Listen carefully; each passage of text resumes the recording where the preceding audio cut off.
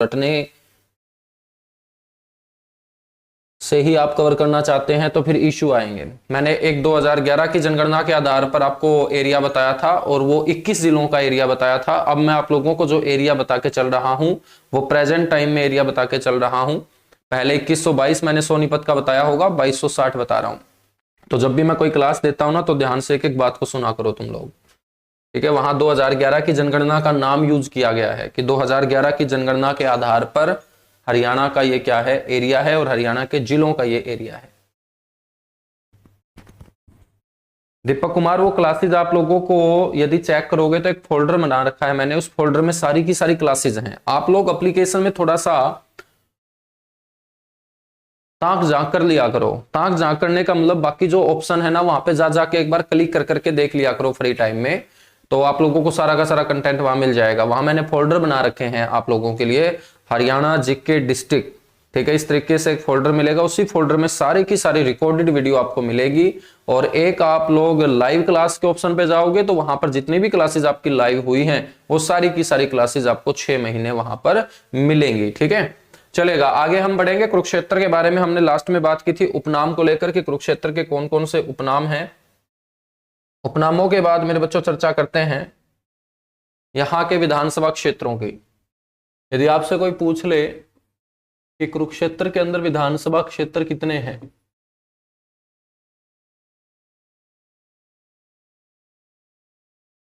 तो 90 विधानसभा क्षेत्र हरियाणा के अंदर आज के समय है। तो ये 22 जिलों से ही 90 विधानसभा क्षेत्र हैं जहां से विधायक चुना जाता है, member of legislative assembly MLA चुना जाता है। तो कुरुक्षेत्र जिले के अंदर विधानसभा क्षेत्रों की जो संख्या है वो आपको ध्यान रखनी है, 4 है मेरे बच्चों। इन 4 विधानसभा क्षेत्रों में नंबर 1 जो है वो है थानेसर। अभी जो इलेक्शन हुए थे 14वीं विधानसभा के, वो कब हुए थे? वो हुए थे 21 अक्टूबर 2019 को। परिणाम कब आया था? 24 अक्टूबर 2019 को। जब परिणाम आया तो थानेसर से जनता ने किसको जिताया? सुभाष सुधा को।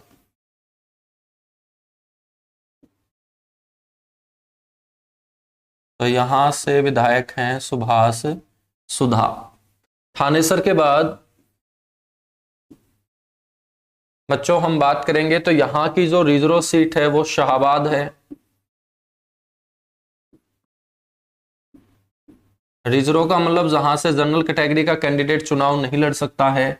आरक्षण जो हर जगह घुसा हुआ है, समाज में भी, पेड़ पौधों में भी, तो राजनीति भी बच्चों दूर नहीं है, राजनीति के अंदर भी आरक्षण है।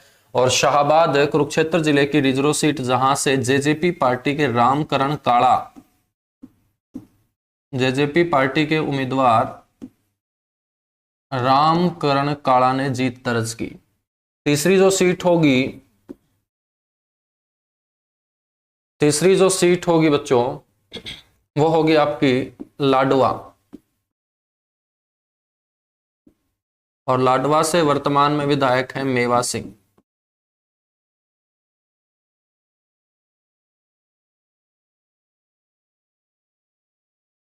लाडवा से विधायक हैं मेवा सिंह। लाडवा के बाद चौथी जो सीट है वो है आपकी पेहवा।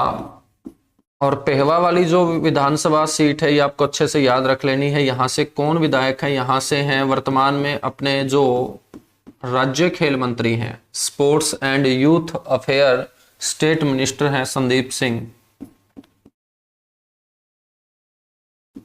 वो कहां से विधायक हैं? पेहवा से विधायक हैं। तो ये आप लोगों को क्या ध्यान रखना है मेरे बच्चों? विधानसभा क्षेत्र यहां से ध्यान रखने हैं, ठीक है।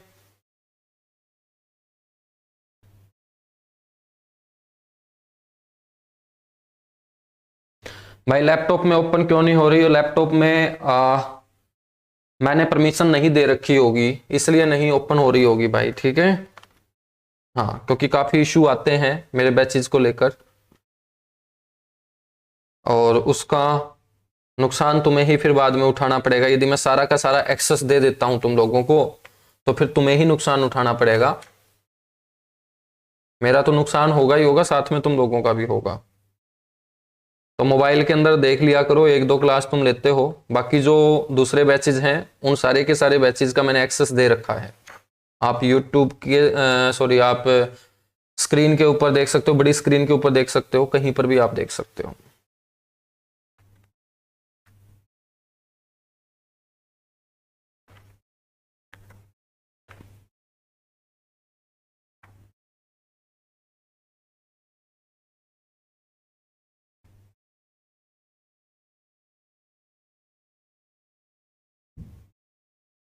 चलेगा। अब हम बात करते हैं विधानसभा क्षेत्रों के बाद तहसील की।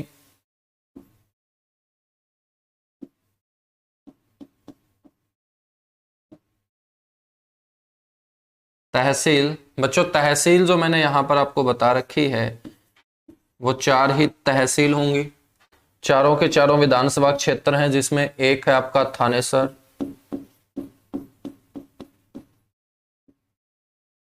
एक है आपका पेहवा,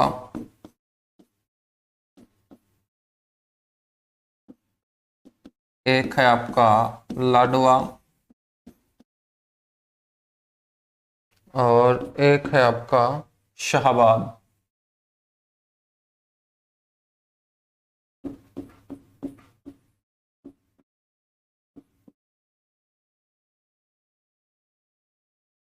एक है आपका शाहबाद। ठीक है। तहसील के बाद आपको ध्यान रखना है उप तहसील। उप तहसील का मुखिया कौन होता है? नायब तहसीलदार होता है। और उप तहसील में मेरे बच्चों ध्यान रखना है, एक है बबैन।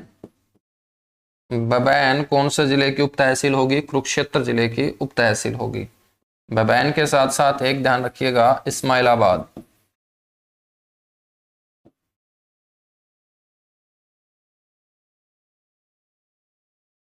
इस्माइलाबाद। ठीक है। तो ये क्या होंगे? विधानसभा क्षेत्र के साथ साथ तहसील, उप तहसील होंगी। अब हम बात करते हैं यहाँ उद्योग की। बच्चों, कुरुक्षेत्र के अंदर आपको उद्योग बहुत कम नजर आएंगे, क्योंकि यहाँ पर धार्मिक तीर्थ स्थान बहुत जाता है। बाबा ही बाबा आपको नजर आएंगे कुरुक्षेत्र में। कहीं पर भी तुम पैर रखोगे वहीं पर तुम्हें एक दो बाबा पक्का मिलेगा। ठीक है। तो बच्चों, बाबे ही बाबे हैं, बाबाओं ने जगह ही नहीं छोड़ रखी यहाँ उद्योग धंधे स्थापित करने के लिए। तो यहाँ पर एक उद्योग आपको ध्यान रखना है, चीनी उद्योग। कौन सा उद्योग है? चीनी उद्योग है। और चीनी उद्योग यहाँ का पॉपुलर क्यों है? क्योंकि यहाँ पर एक शुगर मिल है, और वो है आपकी शाहबाद के अंदर, शाहबाद शुगर मिल।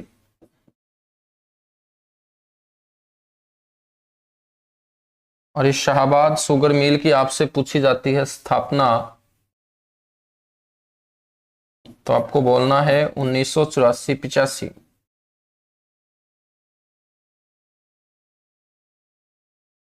1984-85, 1984-85। भाई देखिएगा, तुम बीच में है ना फालतू के कमेंट मत किया करो कि सर वो क्लास कंटिन्यू कराओ, वो क्लास कंटिन्यू करवाओ। ठीक है। तो वो क्लास आपकी कंटिन्यू हो जाएगी। कल मेरे को कोई प्रॉब्लम हुई थी, मेरे खुद के चेस्ट में पेन हो गया था, तो मेरे को जाना पड़ा था, है ना। तो आप लोग सलाह मत दीजिएगा, मैं आप लोगों से रिक्वेस्ट करता हूं। आप लोग एक स्टूडेंट हैं, स्टूडेंट की तरह क्लास में बस प्रेजेंट रहिएगा। यदि फालतू के कमेंट करोगे तो आपने पैसा भी दे रखा, मैं फिर भी ब्लॉक कर दूंगा, पहले बता रहा हूं। ठीक है।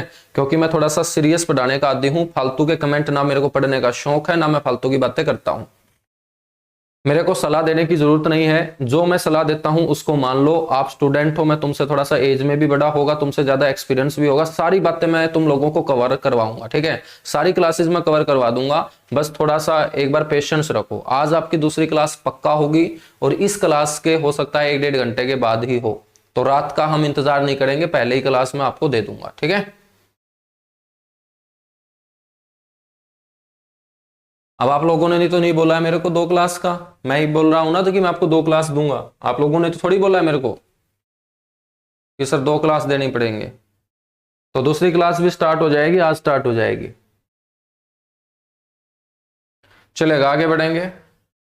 उद्योग के बाद हम बात करेंगे, तो कमेंट मत कीजिएगा, आप सिर्फ क्लास के ऊपर फोकस कीजिएगा जो फिलहाल चल रहा है। यदि यहां से कोई इशू आता है, आपको कोई चीज आपके समझ में नहीं आती है, बस उसी से रिलेटेड आपको क्वेश्चन करना है। ठीक है।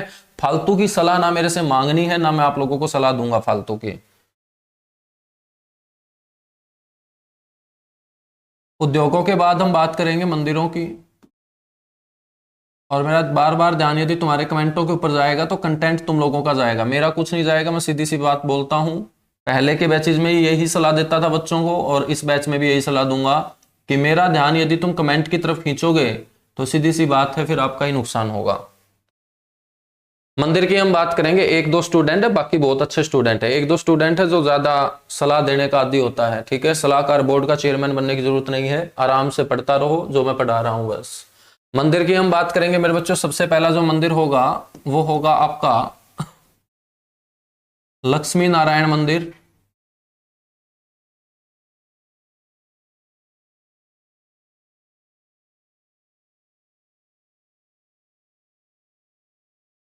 लक्ष्मी नारायण मंदिर, लक्ष्मी नारायण मंदिर जो है मेरे बच्चों, ये भगवान विष्णु को समर्पित कुरुक्षेत्र में बना हुआ भव्य मंदिर है।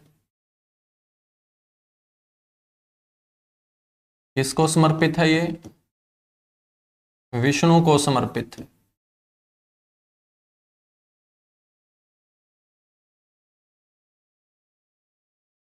बच्चों अगला जो मंदिर होगा वो आपको ध्यान रखना है, कार्तिकेय मंदिर। भगवान कार्तिकेय मंदिर, भगवान शिव के बड़े बेटे गुस्से वाले थे, छोटे बेटे बहुत शांत थे, उनका नाम गणेश, और बड़े बेटे का नाम कार्तिकेय। तो कार्तिकेय मंदिर भी कहाँ होगा मेरे भाई? कुरुक्षेत्र में होगा।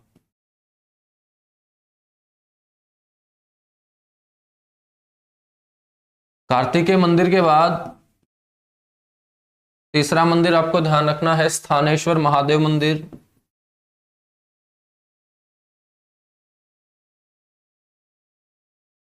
स्थानेश्वर महादेव मंदिर। और यदि मैं आप लोगों से पूछूं कि कहाँ है स्थानेश्वर महादेव मंदिर, तो मेरे भाई ध्यान रखिएगा यह थानेसर के अंदर है। और थानेसर कहाँ है? कुरुक्षेत्र के अंदर है। स्थानेश्वर महादेव मंदिर कहाँ है? थानेसर, कुरुक्षेत्र में है। इस मंदिर का जो निर्माण है सबसे पहले वो वर्धन वंश के संस्थापक रहे पुष्यभूति के द्वारा करवाया गया था। इतिहास में हम पढ़ेंगे पुष्यभूति कौन था, किस तरीके से उसने वर्धन वंश की स्थापना की थी। और जब उसने वर्धन वंश की स्थापना की तो अपने साम्राज्य के ऊपर शासन अच्छे से चलाने के लिए थानेसर नामक जगह को अपनी राजधानी के रूप में स्थापित किया। और जब उसे राजधानी बनाया तो सबसे पहले अपने भगवान के सम्मान में उन्होंने यहाँ एक मंदिर बनवाया। जगह के नाम पे इसे बोलते हैं स्थानेश्वर, भगवान शिव को समर्पित था इसलिए इसे बोलते हैं महादेव। और यह है आपका स्थानेश्वर महादेव मंदिर। तो इसका जो निर्माण है बच्चों वो किसके द्वारा करवाया गया था? वो पुष्यभूति के द्वारा करवाया गया था। ये वर्धन वंश के कौन थे? संस्थापक थे। लेकिन बात है 1014 ईस्वी की। 1014 ईस्वी में इसके ऊपर नजर पड़ जाती है महमूद गजनी की, और महमूद गजनी थानेसर के अंदर आकर बच्चों स्थानेश्वर महादेव मंदिर को नुकसान पहुंचाने का काम करता है। तो 1014 ईस्वी में महमूद गजनी द्वारा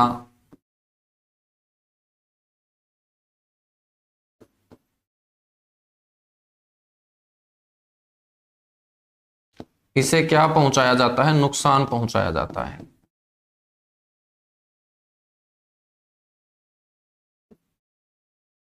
इसे नुकसान क्या है बच्चों? पहुंचाया जाता है। ठीक है। उसके बाद इसका पुनर्निर्माण किया जाता है। पुनर्निर्माण बोल सकते हैं, जीर्णोद्धार बोल सकते हैं। जब भी कोई चीज को नुकसान पहुंचाया जाता है, यदि वो पुरानी होके खंडर हो जाती है तो उसको जो मरम्मत किया जाता है उसी मरम्मत करने को जीर्णोद्धार बोलते हैं। और इसका जीर्णोद्धार जो करवाया था वो करवाया था एक मराठा ने। और ये वही मराठा है जिसने पानीपत की तीसरी लड़ाई में बच्चों मराठों का नेतृत्व किया था अहमद शाह अब्दाली के खिलाफ। नाम है सदाशिवराव भाऊ। मराठा सदाशिवराव भाऊ द्वारा इसका क्या करवाया गया? जीर्णोद्धार करवाया गया था। ठीक है बच्चों। नेक्स्ट हम बात करेंगे, अगला जो मंदिर है वो है आपका इस्कॉन मंदिर। इस्कॉन एक संस्था है। इस्कॉन एक संस्था है अंग्रेजों की, और अंग्रेज लोग भी अपने भारतीय भगवानों में क्या रखते हैं? आस्था रखते हैं। इस्कॉन मंदिर भारत के कई शहरों में और हरियाणा के भी बच्चों कई शहरों में आप लोगों को देखने को मिलेंगे। लेकिन ये जो इस्कॉन मंदिर है ये कुरुक्षेत्र के थानेसर में है, और ये सबसे प्रमुख है। सबसे प्रमुख क्यों बोल रहा हूं? क्योंकि इसी मंदिर के अंदर सबसे पहले आपको यह पता होना चाहिए मेरे भाई कि इस्कॉन मंदिर जो होंगे ये कौन से भगवान को समर्पित होंगे। तो अंग्रेजों जैसे खुले विचारों के कौन थे? भगवान श्री कृष्ण थे। ठीक है। तो अंग्रेजों जैसे विचारों के थे, भगवान श्री कृष्ण को ये क्या है? समर्पित है। इस्कॉन मंदिर भगवान श्री कृष्ण जी को समर्पित है। और इसी मंदिर के अंदर रखी गई है दुनिया की सबसे भारी वजनी गीता। तो यह ध्यान रखना है, विश्व की सबसे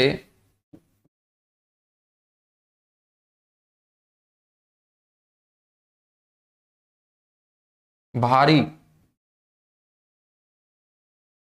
गीता पुस्तक इसी मंदिर में रखी गई है। ये जो पुस्तक है बच्चों, ये इटली के अंदर तैयार की गई थी। इटली का एक शहर है मिलान, और इटली के मिलान में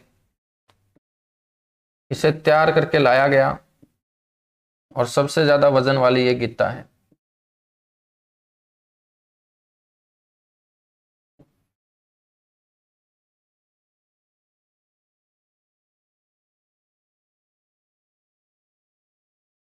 इटली के मिलान शहर में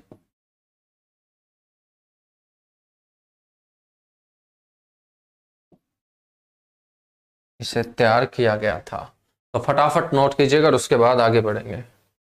फटाफट नोट कीजिएगा, उसके बाद हम आगे बढ़ेंगे।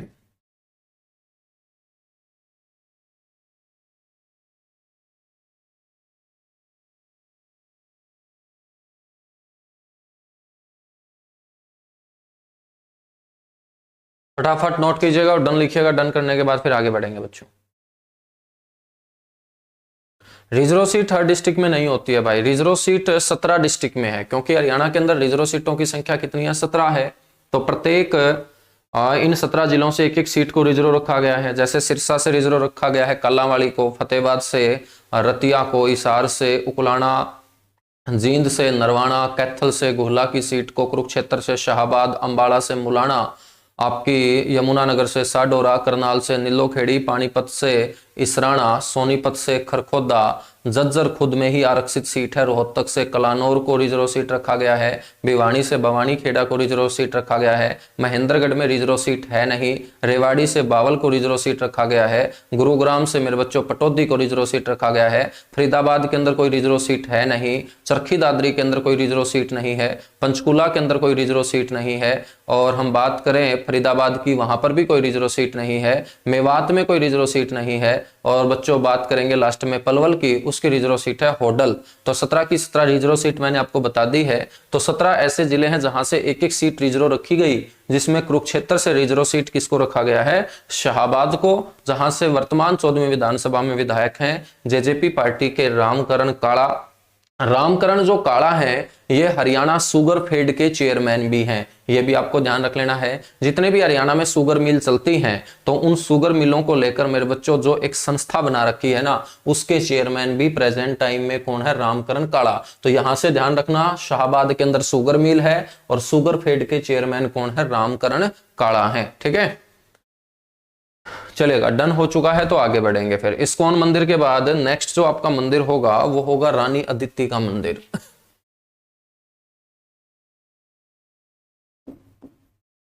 अगला जो मंदिर है वो है रानी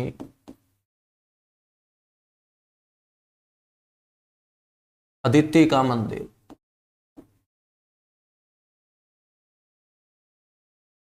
और रानी अदिति का जो मंदिर है भाई, ये अमीन गांव में है।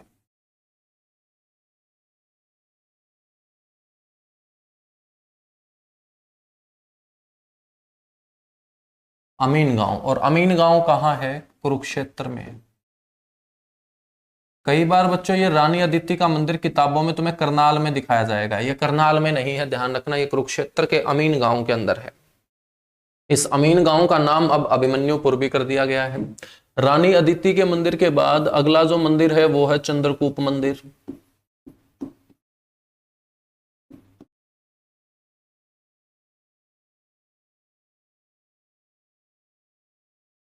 चंद्रकूप मंदिर। चंद्रकूप जो मंदिर है बच्चों, ये आपका ब्रह्म सरोवर के अंदर है। मैं आपको जगह भी बता देता हूं कि कुरुक्षेत्र के अंदर ये मंदिर कहां बना हुआ है। ये ब्रह्म सरोवर के अंदर है। और इस मंदिर का जो निर्माण करवाया गया था, वो पांडवों में जो सबसे बड़े थे युधिष्ठिर, उसके द्वारा करवाया गया था।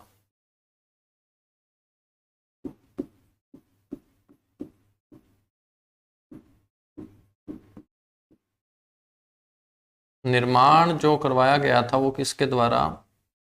युधिष्ठिर के द्वारा। अगला जो मंदिर है वो है मार्कंडेश्वर मंदिर। मार्कंडेश्वर मंदिर, यदि आपसे पूछ ले मार्कंडेश्वर मंदिर कौन से गांव में स्थित है, तो गांव का नाम ध्यान रखना है। मार्कंडेश्वर मंदिर है गुमटी गांव के अंदर।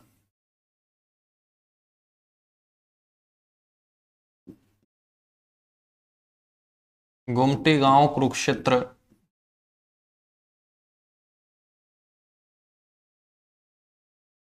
के अंदर आपका मार्कंडेश्वर मंदिर है। ठीक है, मार्कंडेश्वर मंदिर के बाद नेक्स्ट है पंचमुखी शिव मंदिर।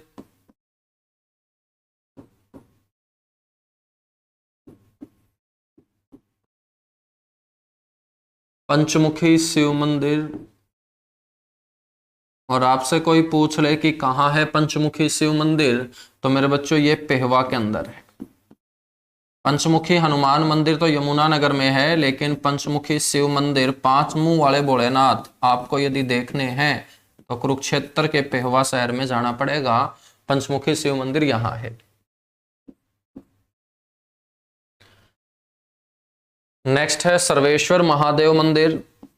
कभी आप ब्रह्म सरोवर में गए होंगे तो ब्रह्म सरोवर का जो मेन गेट है, यदि उसमें एंटर करते हो तो एंटर करते ही लेफ्ट हैंड साइड में ब्रह्म सरोवर के पानी के ठीक आपको बीचों बीच से एक मंदिर बना हुआ नजर आएगा, उसी को बोलते हैं सर्वेश्वर मंदिर। और सर्वेश्वर के साथ साथ मैं जोड़ रहा हूं महादेव शब्द, क्योंकि आपको पता लग जाना चाहिए कि ये मंदिर कौन से भगवान को समर्पित है, शिव भगवान को समर्पित है। तो सर्वेश्वर महादेव मंदिर भी मेरे भाई कहाँ होगा? ये ब्रह्म सरोवर के अंदर बना हुआ मंदिर है, ब्रह्म सरोवर कुरुक्षेत्र।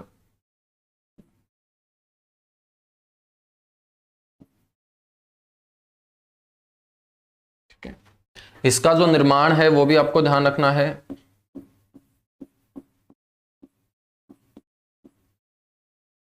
इसका जो निर्माण है वो बाबा श्रवणनाथ द्वारा करवाया गया था बच्चों।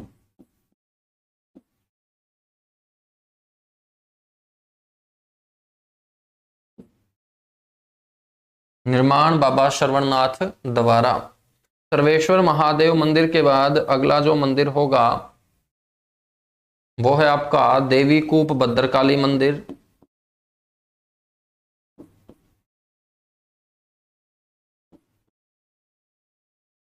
देवी कूप भद्रकाली मंदिर,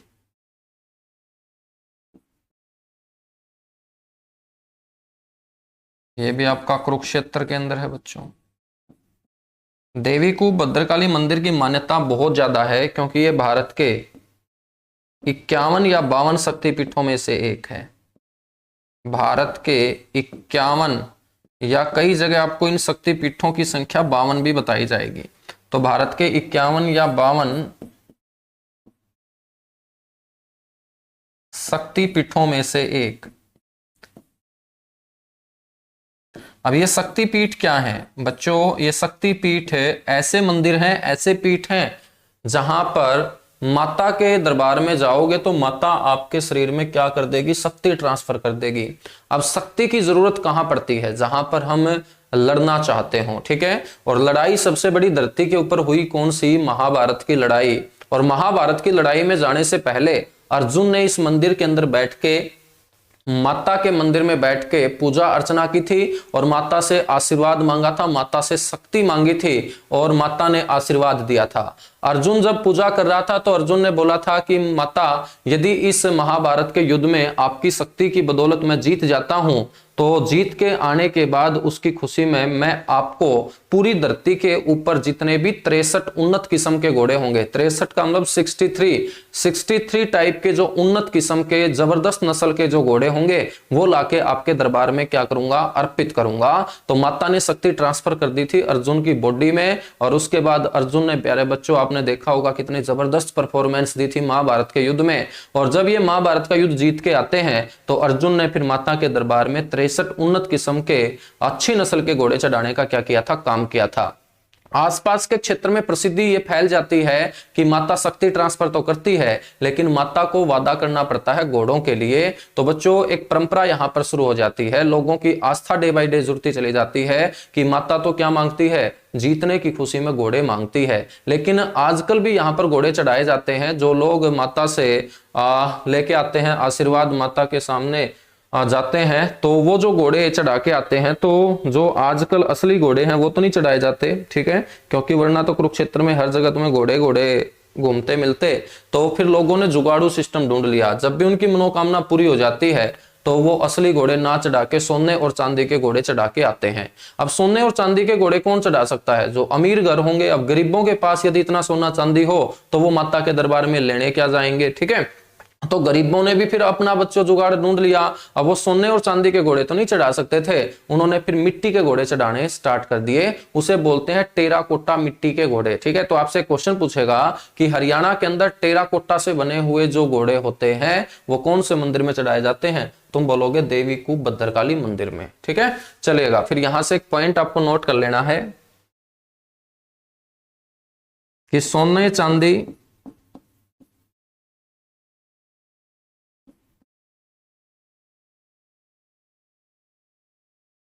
वह टेराकोटा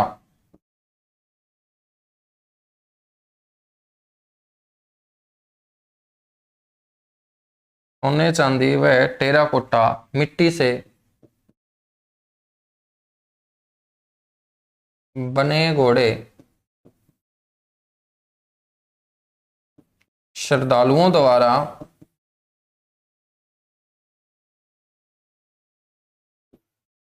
मनोकामना पूरी होने पर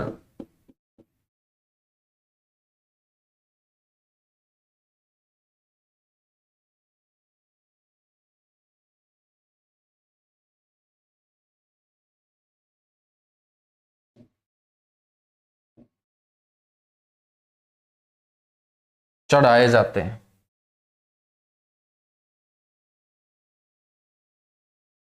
ठीक है, ये आपको ध्यान रखना है। अब बच्चों ये एक ऐसा मंदिर भी है जहां पर बच्चे के जन्म के बाद कटिंग भी करवाई जाती है, ठीक है। ये आज से नहीं, ये बहुत पहले से चलता आ रहा है। बच्चों यहां पर भगवान श्री कृष्ण और बलराम दोनों के दोनों बेटों को लेकर उनके जो माता पिता है इस मंदिर में आए थे, और यहां पर एक पुरोहित के द्वारा यज्ञ किया गया था, और उसी यज्ञ के दौरान उनका क्या किया गया था, मुंडन किया गया था। तो एक जबरदस्त क्वेश्चन यहां से पहले एक पेपर में पूछा गया है, दोबारा कभी ना कभी ये क्वेश्चन आएगा, तो आप लोग आसानी से इसका आंसर दे के आए। क्वेश्चन आपसे पूछेगा भगवान श्री कृष्ण और बलराम का मुंडन हरियाणा के कौन से मंदिर में किया गया था, तो तुम बोलोगे इसी मंदिर के अंदर किया गया था।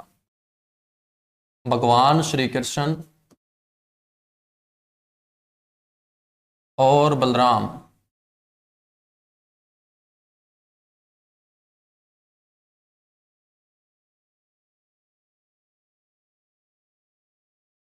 भगवान श्री कृष्ण और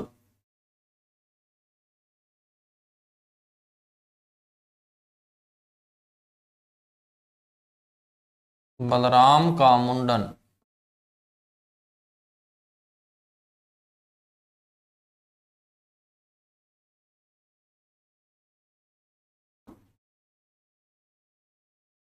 इसी मंदिर में किया गया था।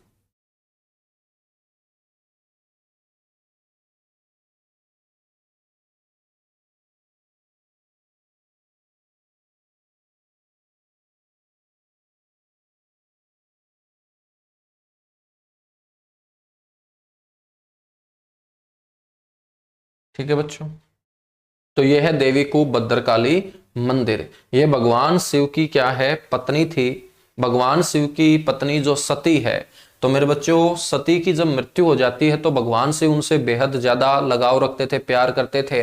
जब उनकी मृत्यु हो जाती है तो आप सभी को पता होगा कि हिंदू धर्म में या चाहे कोई भी धर्म हो, जब किसी व्यक्ति की मृत्यु हो जाती है तो हम सारे काम छोड़ के उसके अंतिम संस्कार में लग जाते हैं, क्योंकि मृत्यु हो जाने के बाद उसका जितना जल्दी अंतिम संस्कार हो उतना क्या होता है, अच्छा होता है। तो जब भगवान शिव की पत्नी सती की मृत्यु हो जाती है तो लोगों ने उनका अंतिम संस्कार करना चाहा था, लेकिन अंतिम संस्कार करने की तैयारी के दौरान जब उसका शरीर उठाने लग जाते हैं श्रद्धालु, तो भगवान शिव गुस्सा हो जाते हैं, क्योंकि वो इस बात को आ, हजम ही नहीं कर पा रहे थे कि उनकी जो पत्नी है उनको छोड़ के जा चुकी है। भगवान श्री कृष्ण भगवान जो शिव हैं उनसे बेहद ज्यादा प्यार किया करते थे, और जब सती का शरीर उठाने के लिए श्रद्धालु आते हैं तो भगवान शिव क्या हो जाते हैं, गुस्सा हो जाते हैं, और उनके शरीर को किसी भी भगत को हाथ नहीं लगाने देते, और इसी गुस्से को बोलते हैं तांडव। क्या बोलते हैं? तांडव। तो आपसे पूछा जाए कि भगवान शिव ने कब किया था तांडव, तो तांडव का मतलब गुस्सा है, और वो तांडव किया था मेरे बच्चों जब सती की क्या हो जाती है, मृत्यु हो जाती है, और श्रद्धालुओं के द्वारा उनके शरीर को उठाने की कोशिश की जाती है। फिर उनका एक शिष्य था, सती माता का एक शिष्य था, और उस शिष्य से ये देखी नहीं जाती है हालत माता सती की, क्योंकि कई दिनों से उनका शरीर ऐसे ही क्या था, पड़ा हुआ था। भगवान शिव को कोई समझा रहा था तो वो उसके ऊपर गुस्सा हो जाते थे, गुस्से में तांडव करना शुरू कर देते थे। तांडव के दौरान उन्होंने एक वाद्य यंत्र बजाया था, उसी को डमरू बोलते हैं। डमरू किसका प्रतीक है? भगवान शिव का प्रतीक है। तो तांडव के दौरान कौन से वाद्य यंत्र का यूज किया था? उन्होंने डमरू का यूज किया था। और डमरू जो होता है बच्चों, वो डेरू का छोटा रूप होता है। डेरू जो होता है वो डमरू का बड़ा रूप होता है, और डेरू का जो बड़ा रूप होता है उसे हम ढोलक बोल देते हैं। ठीक है। तो बताया जाता है कि जो कालदेव थे माता सती के शिष्य, उनसे माता की ये हालत देखी नहीं जाती है।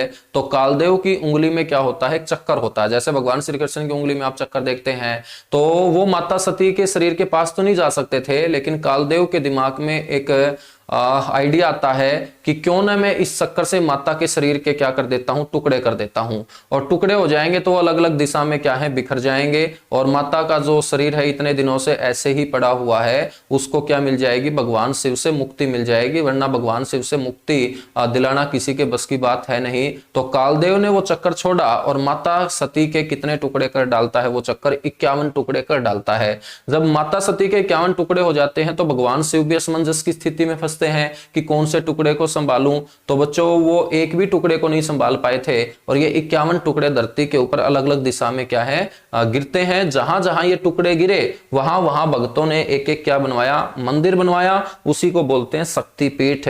तो कालदेव के द्वारा माता सती के चक्कर से जब 51 टुकड़े किए जाते हैं तो कोई ना कोई टुकड़ा तो कुरुक्षेत्र में भी गिरा होगा, और कुरुक्षेत्र के अंदर वो टुकड़ा गिरा था एक कुएं के अंदर। कुएं को क्या बोलते हैं? कूप बोलते हैं। और जब माता का, देवी का एक टुकड़ा यहां पर गिरा तो इसको बोल देते हैं देवी कूप। क्या बोल देते हैं? देवी कूप। तो यहाँ जो कूप है ना, इसका मतलब कुआं है। और आपसे क्वेश्चन पूछ ले कि कौन से शहर के अंदर बने हुए कुएं के अंदर माता सती का दाया टखना गिरा था, तो आप लोग बोलेंगे वो कुरुक्षेत्र के अंदर बने हुए कुएं के अंदर गिरा था। तो बड़ा इंपॉर्टेंट है, यहां पर माता सती का कौन सा टखना गिरा था भाई? दाया टखना। टखने को तो समझते होगे तुम। तो ये कहानी है इसके पीछे। यहां पर माता सती का दाया टखना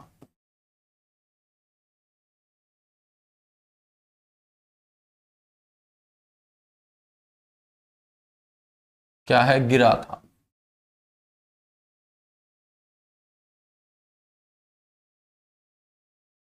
तो ये है मंदिर आपका देवी कूप भद्रकाली मंदिर। अगला मंदिर है बिड़ला मंदिर।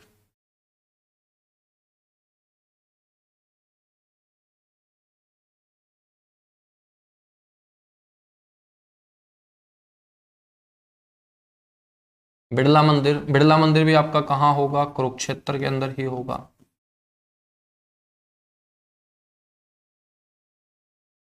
बच्चों इसका जो निर्माण करवाया गया था,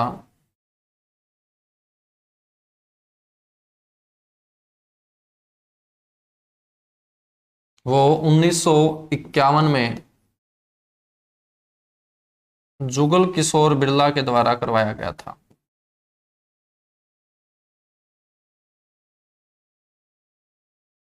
जुगल किशोर बिरला द्वारा 1951 में, 1951 में इसका निर्माण जुगल किशोर बिरला द्वारा करवाया गया। और ये एक ऐसा मंदिर है जिसकी दीवारों पर गीता के सारे श्लोक क्या हैं? अंकित हैं। ऐसा मंदिर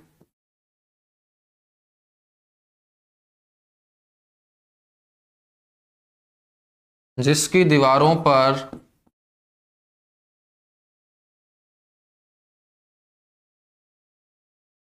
गीता के सभी श्लोक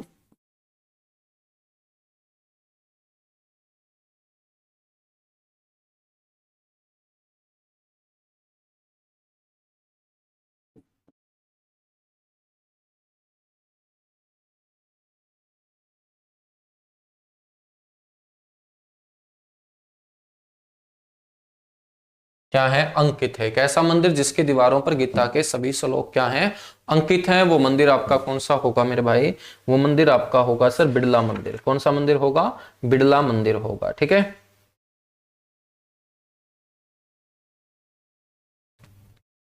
कर लोगे ये बातें? जल्दी से नोट कीजिएगा और उसके बाद डन लिखिएगा। एक दो मंदिर और आप लोगों को बता देता हूं मैं।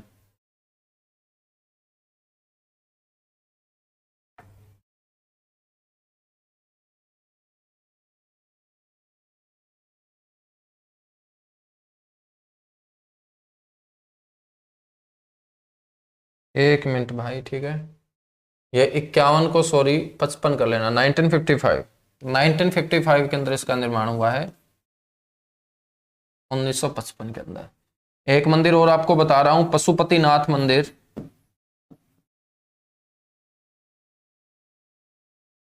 पशुपतिनाथ मंदिर। आपसे पूछ ले कि पशुपतिनाथ मंदिर कहाँ है, तो ये भी बड़ा इंपॉर्टेंट मंदिर है। ये पेहवा के अंदर है। पेहवा कुरुक्षेत्र। एक और मंदिर याद रख लेना, दुख भजनेश्वर मंदिर। एक ऐसा मंदिर है जहां पर पूजा करते ही व्यक्ति के सारे दुख भाग जाते हैं। तो आप लोग जरूर एक बार इस मंदिर में जाना, क्योंकि दुख सभी के जीवन में है, सीधी सी बात है। दुख वज्रेश्वर मंदिर। और तुम्हारे जीवन में तो बहुत टाइप के दुख होंगे, ठीक है? तुम्हारे जीवन में तो बहुत टाइप के दुख होंगे। दुख वजनेश्वर मंदिर, क्योंकि एक तो पेपर निकालना है, उसके बाद फिर रिश्ते की दिक्कत आ रही है, ठीक है? उसके बाद मेरे भाई फिर ये भी नहीं पता चल रहा कि क्लास किस टाइम लाइव होती है, ये भी पता नहीं चल रहा दूसरी क्लास कब होगी, सिलेबस होगा नहीं होगा। बहुत दुख है तुम्हारी जिंदगी के अंदर। तो इन दुखों को भगाना है तो कुरुक्षेत्र के कौन से मंदिर में जाओगे तुम? दुख वजनेश्वर मंदिर में जाओगे। तो जितनी भी दुखी आत्माएं हैं यहाँ पे पहुंच जाना। दुख वजनेश्वर मंदिर के बाद अगला जो मंदिर होगा आपका, वो है नारायण मंदिर। ये भी कुरुक्षेत्र के अंदर सन्निहित सरोवर। आप लोगों ने यदि सुना है, नहीं सुना है तो आज मैं आप लोगों को सुनाऊंगा आगे चल के। तो नारायण जो मंदिर है बच्चों, ये सन्निहित सरोवर के तट पर स्थित है। सन्निहित सरोवर ये भगवान विष्णु का स्थायी निवास माना जाता है। सन्निहित सरोवर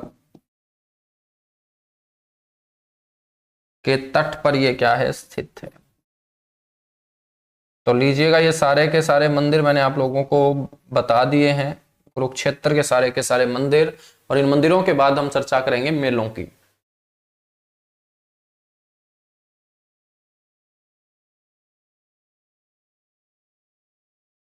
हाँ बिल्कुल, ये जो मंदिर है ना, वो एक जो जगह 51-52 में भी दे रखा है मैंने, इसलिए 1951 लिखा था। तो एक जगह मैंने इसको 51 भी पढ़ा है, एक जगह मैंने 52 भी पढ़ा है, लेकिन मैं 55 ही पढ़ाता हूँ। और एक बार पेपर में जब पूछा गया था तो इसका आंसर 55 माना गया था। अब आपको ध्यान रख लेना है कि 55 ऑप्शन में ना हो तो आप 51-52 में से देख लीजिएगा, ठीक है? और बाकी यदि इसका बिल्कुल एक्यूरेट है तो मैं आपको कल थोड़ा सा और क्रॉस वेरीफाई करके कल आपको मैं बताता हूं। एक बार इस मंदिर की कल मैं हिस्ट्री पढ़ता हूं अच्छे से, क्योंकि अभी तो मेरे माइंड में है नहीं। तो मैं 1955 जो पढ़ा रहा हूं, ये पहले के पेपरों में पूछा गया है, इसलिए मैं पढ़ा रहा हूं, ठीक है? बाकी इसकी जो क्रॉस वेरिफिकेशन है वो मैं आपको कल बताता हूं। बिड़ला मंदिर कल मेरे को याद दिलाना तुम। तो इसकी हिस्ट्री आज से पढ़ता हूं मैं, ठीक है? तो इसका जो साल होगा ना वो बिल्कुल आप लोगों को मेंशन करके दे दूंगा मैं, करेक्ट। लेकिन 1955 एक बार आप ध्यान रखें।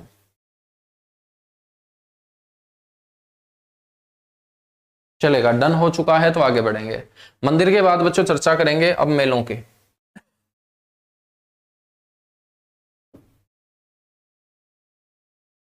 मेले क्या होते हैं? जहां पर भी भीड़ लग जाती है, ठीक है? जहां पर भी भीड़ लगेगी उसी को मेला बोलते हैं। मेला इज इक्वल टू भीड़ होता है, बाकी कुछ नहीं होता। बच्चों सबसे पहला जो मेला है वो है मारकंडा का मेला।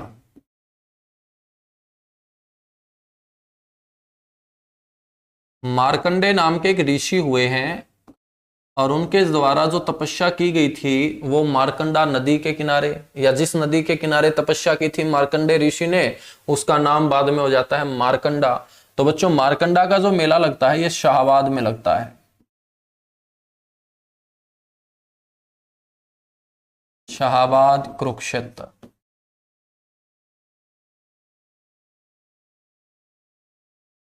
मारकंडा के मेले के बाद दूसरा जो मेला है वो है पेहवा का मेला।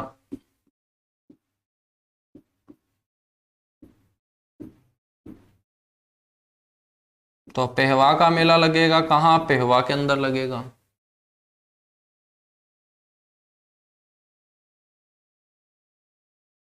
पेहवा कुरुक्षेत्र।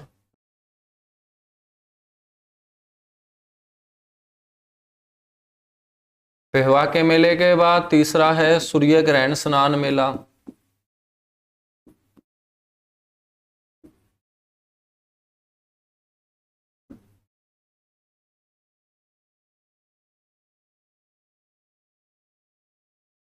सूर्य ग्रहण स्नान मेला ये आपका लगता है ब्रह्म सरोवर कुरुक्षेत्र। और आपको यह भी पता होगा कि सूर्य ग्रहण कब होता है? अमावस्या को। तो सीधी सी बात है कि ये जो मेला लगेगा ये कौन से दिन लगेगा भाई? अमावस्या के दिन लगेगा।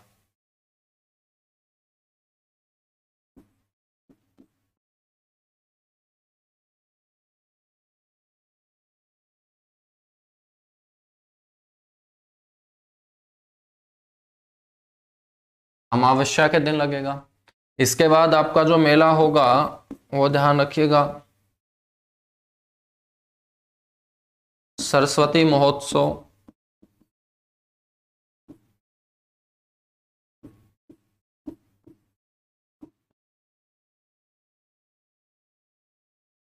सरस्वती महोत्सव जो है बच्चों ये पेहवा के अंदर, सरस्वती महोत्सव का जो शुभारंभ होता है वो आदि बद्री नामक स्थान से होता है और सरस्वती महोत्सव का जो समापन होता है वो पेहवा में होता है। समापन क्यों होता है? क्योंकि सरस्वती नदी जो एक ऋग्वेद कालीन नदी, ऋग्वेद की सबसे पवित्र नदी, वो हरियाणा से जो एग्जिट होती थी, हरियाणा से जो बाहर निकलती थी वो पेहवा से निकलती थी। पेहवा से निकल के वो पंजाब में बहती थी। तो मेरे बच्चों पेहवा से जब वो एग्जिट करती थी तो जिस स्थान से एग्जिट करती है वहां पर सरस्वती महोत्सव का समापन होगा। जिस जगह से वो एंटर करेगी वहां से उस महोत्सव की स्टार्टिंग होगी, शुभारंभ होगा। और वो एंटर करती थी आदि बद्री नामक स्थान से। आदि बद्री नामक स्थान कहाँ है? यमुनानगर में। ठीक है। सरस्वती महोत्सव के बाद गीता जयंती महोत्सव।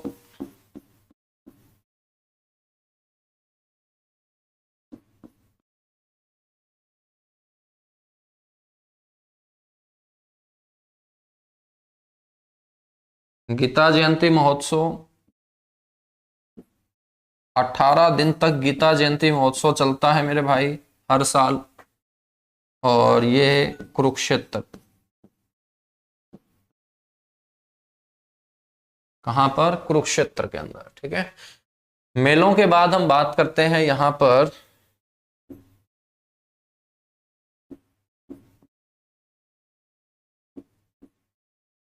गुरुद्वारों की। गुरु के द्वार चलना ही क्या कहलाएगा? गुरुद्वारे कहलाएगा। और सिख धर्म में कितने गुरु हुए हैं? सिख धर्म के अंदर हुए हैं 10 गुरु। तो यहां पर बच्चों हम बात करेंगे तो एक गुरुद्वारे का नाम है छठी पातशाही। आजकल गुरुद्वारे का नाम के साथ साथ आपसे गुरु का नाम भी पूछा जाता है। छठी पातशाही का मतलब है सिखों के छठे गुरु से। तो छठी पातशाही जो गुरुद्वारा होगा वो कुरुक्षेत्र में है।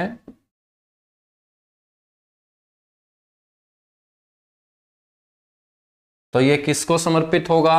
ये छठे गुरु हरगोविंद जी को समर्पित होगा। छठे गुरु श्री हरगोविंद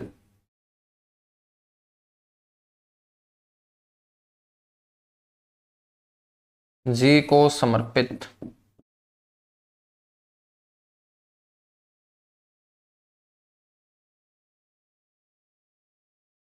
ठीक है। छठी पातशाही के बाद है नौवीं पातशाही,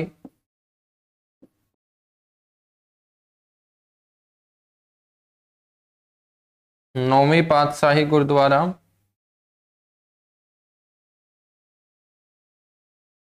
और नौवीं पातशाही गुरुद्वारा भी कहाँ है भाई? कुरुक्षेत्र में।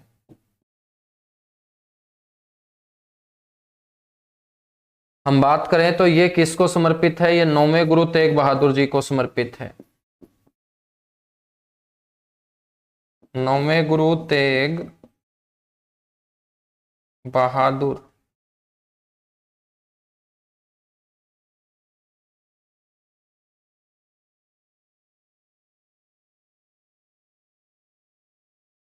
जी को क्या है? समर्पित है। अगला जो गुरुद्वारा है वो है राजघाट गुरुद्वारा, बड़ा इंपॉर्टेंट गुरुद्वारा है। राजघाट गुरुद्वारा,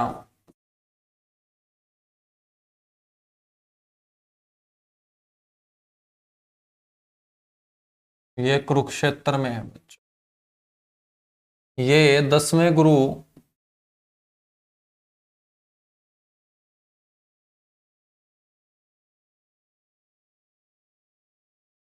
श्री गोविंद जी को समर्पित है। तो हरियाणा में जो गुरुद्वारे हैं उनकी संख्या, यदि हम रजिस्टर्ड गुरुद्वारों की बात करें, 72 है। 72 गुरुद्वारे हरियाणा के अंदर हैं।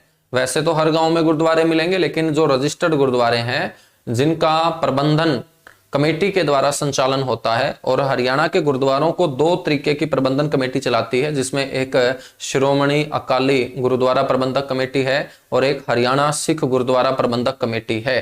तो 67 गुरुद्वारों का जो संचालन है वो अकाली शिरोमणि गुरुद्वारा प्रबंधक कमेटी के द्वारा चलाया जाता है, और 5 गुरुद्वारे हरियाणा सिख गुरुद्वारा प्रबंधक कमेटी के अधीन हैं। बच्चों, इन दोनों कमेटियों के द्वारा जो हरियाणा में गुरुद्वारों का प्रबंधन किया जाता है, उन गुरुद्वारों की संख्या 72 है, 72। और इन 72 गुरुद्वारों में सबसे ज्यादा जो गुरुद्वारे हैं वो सिखों के 9वें गुरु तेग बहादुर और सिखों के 10वें गुरु गुरु गोविंद सिंह जी को ही समर्पित है, क्योंकि दोनों के दोनों गुरुओं का हरियाणा में लगातार आना जाना लगा रहा, क्योंकि बच्चों दोनों के गुरुओं का संबंध हरियाणा से रहा है। यदि मैं बात करूं सिखों के 10वें गुरु गुरु गोविंद सिंह की, उनकी माता का नाम गुजरी था, और गुजरी सिखों के 9वें गुरु तेग बहादुर जी की पत्नी थी। गुजरी का संबंध हरियाणा के अंबाला जिले के लखनौर गांव से था। तो लखनौर गांव सिखों के 10वें गुरु गुरु गोविंद सिंह का ननिहाल है, 9वें गुरु तेग बहादुर की ससुराल है, और ससुराल के अंदर बच्चों सीधी सी बात है, दामाद का आना जाना लगा रहेगा, तो ननिहाल के अंदर बच्चों नाती का भी आना जाना लगा रहता है। तो इसलिए हरियाणा से दोनों के दोनों गुरुओं का अच्छा खासा संबंध रहा है। तो 10वें गुरु श्री गोविंद सिंह को समर्पित है।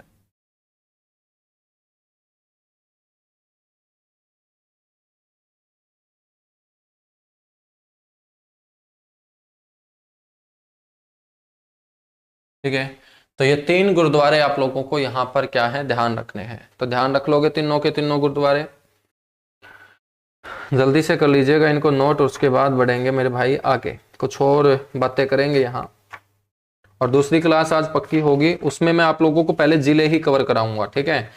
तो अलग अलग क्लास नहीं चलाएंगे, क्योंकि बहुत सारे बच्चों को कंफ्यूजन रहती है कि सर एक बार हमें वो पढ़ना पड़ता है, एक बार वो पढ़ना पड़ता है। तो एक बार फटाफट हम दो क्लासेस में इन डिस्ट्रिक्ट को कवर कर लेते हैं, फिर मिसलेनियस जो मिसलेनियस पार्ट है आपका उसको हम कवर कर लेंगे, ठीक है। तो सेकंड क्लास आज से पक्का होगी, और अब आगे फिर आपकी दो क्लास होती रहेंगी यदि कोई इशू नहीं आता है तो।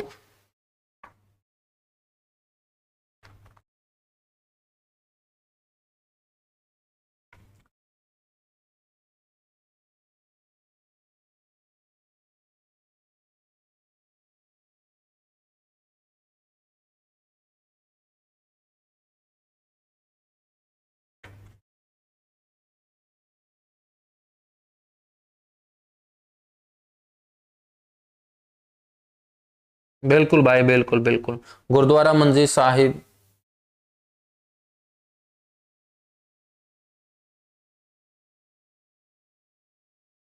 अरे संदीप डूल मेरे भाई डाल तो रखी है वहां पे, चेक करेगा तभी तो बात बनेगी। डाल रखी है मैंने वीडियो सारी की सारी, जो पहले वाले जो सेकंड बैच के स्टूडेंट जुड़े हुए हैं साथ में, सेकंड बैच के जो स्टूडेंट साथ में जुड़े हुए हैं, एक फोल्डर मैंने बना रखा है। फिर भी यदि आपको कोई इश्यू आता है तो मैंने आपको नंबर दे रखा है 9812307176, वहां पे आप पूछ लेना मेरे से, ठीक है, चलेगा। अब देखिएगा, ये थे हमारे गुरुद्वारे। गुरुद्वारों के बाद हम किसकी चर्चा करें? गुरुद्वारों के बाद हम चर्चा कर लेते हैं सर धार्मिक तीर्थ स्थानों की। यहां पर तीर्थ स्थान बहुत ज्यादा है।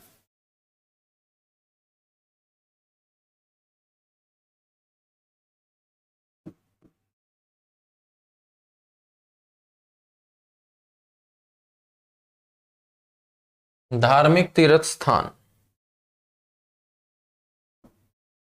अब धार्मिक तीर्थ स्थानों में सबसे पहले बात करते हैं कुछ सरोवर की। और उन सरोवर में बच्चों सबसे पहला सरोवर ध्यान रखना है ज्योतिसर।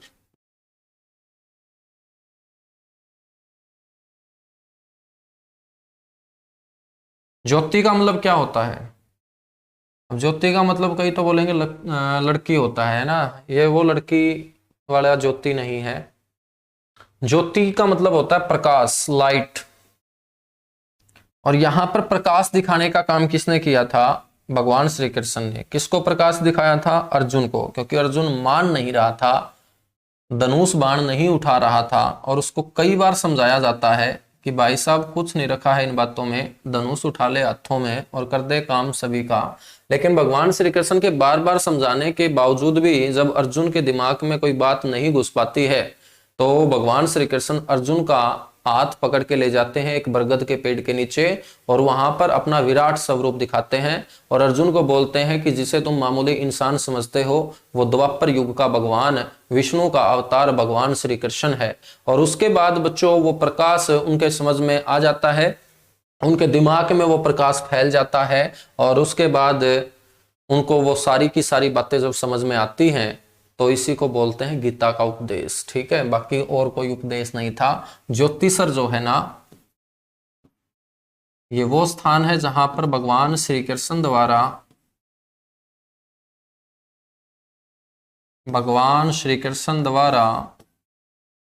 अर्जुन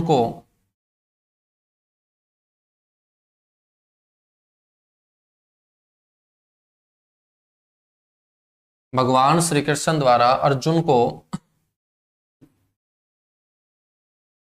गीता का उपदेश बरगद के पेड़ के नीचे दिया गया था।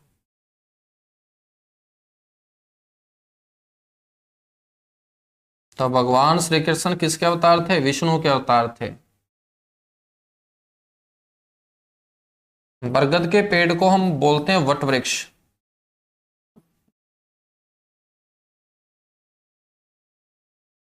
ठीक है बच्चों। ये जो ज्योतिसर सरोवर है इसकी लंबाई आपसे पूछी जाती है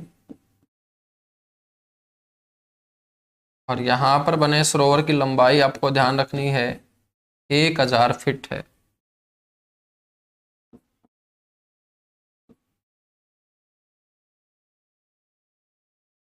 लंबाई गुणा चौड़ाई वो कितनी है? 1000 गुणा 500। और बात करेंगे फीट में, ठीक है। 1000 लंबाई है, 500 क्या है? चौड़ाई,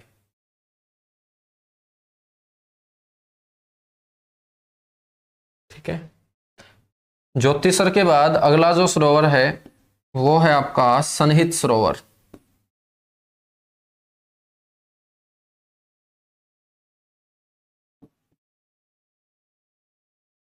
कौन सा सरोवर है वो? सनहित सरोवर। सरोवर का मतलब तालाब होता है। सनहित जो सरोवर है मेरे भाई ये भी कहाँ होगा? कुरुक्षेत्र में होगा। अब इसका नाम है क्यों पड़ा है सनहित सरोवर? क्योंकि ये 7 पवित्र सरस्वती नदियों का संगम है। 7 पवित्र सरस्वती। अब सरस्वती तो एक ही थी, कहीं तुम सोचो कि 7 कैसे हैं?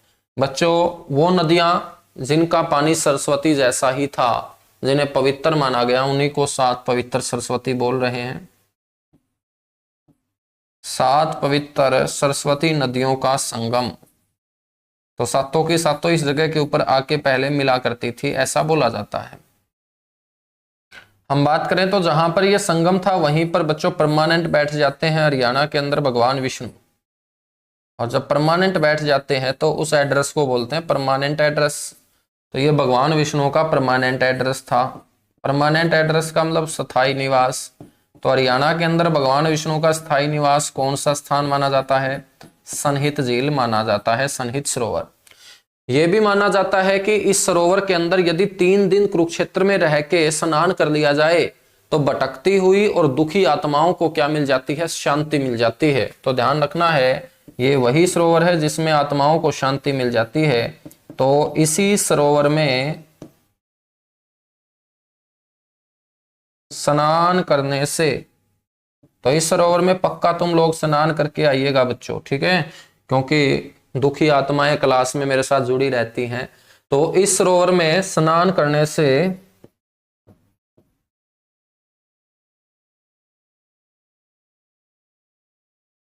दुखी व भटकती आत्माएं, अब आत्माएं बहुत भटकती हैं, ठीक है, हरियाणा जीके की 5 किताबों में भटकोगी तुम्हारी आत्माएं कि ये सोचेगी ये अच्छी होगी वो अच्छी होगी, ठीक है, लेकिन लास्ट में तुम्हारी भटकती हुई आत्मा जो हरियाणा जीके में होगी उसको शांति कहाँ मिलेगी? यहीं पे मिलेगी बच्चों, एग्जाम मंच ऐप पे मेरे से ही मिलेगी, ठीक है। क्यों मिलेगी? क्योंकि हम यहाँ चीजों को रटेंगे नहीं, समझेंगे। तो ये आत्माएं भटकती रहती हैं, विश्वास नहीं करती है आत्मा, विश्वास एक बार आत्मा को करना चाहिए। तो इसी सरोवर में स्नान करने से दुखी व भटकती आत्माओं को क्या मिलती है? शांति मिलती है। मुक्ति नहीं मिलती, मुक्ति तो मरने के बाद मिलेगी, ठीक है, शांति। कहीं तो मुक्ति दिला दो, मुक्ति नहीं शांति।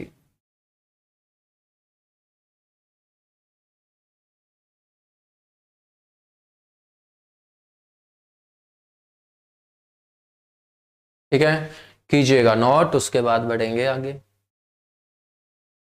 गीता के अंदर कितने श्लोक हैं? गीता में 700 श्लोक हैं भाई, ठीक है।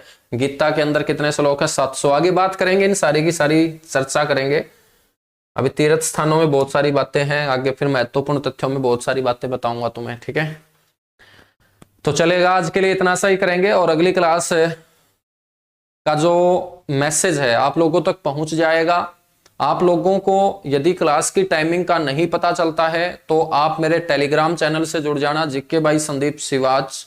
वहां पर आपको कल से क्लास का, हर क्लास का, जिस बच्चे ने इंग्लिश का बैच परचेज कर रखा है, कंप्यूटर जो भी XYZ आपने ले रखे हैं बैचेज, उन सारे के सारे बैचेज की जो क्लास टाइमिंग है वो आप लोगों को शो हो जाएगी, ठीक है।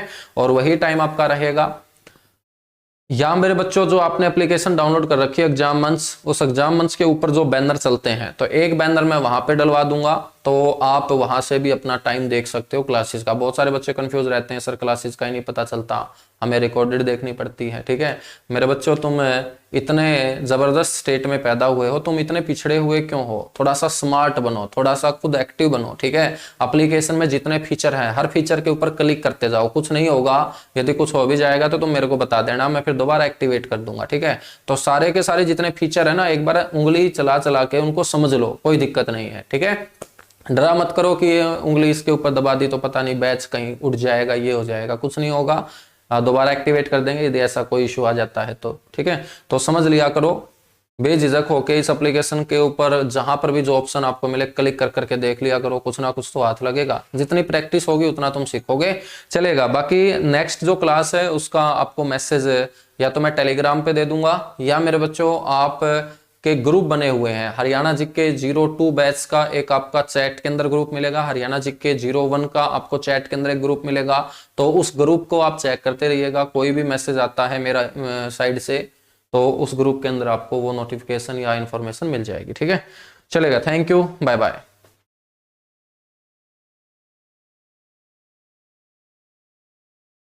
टेक्निकल नॉलेज 0 है? हाँ, तभी तो लो ना तुम टेक्निकल नॉलेज।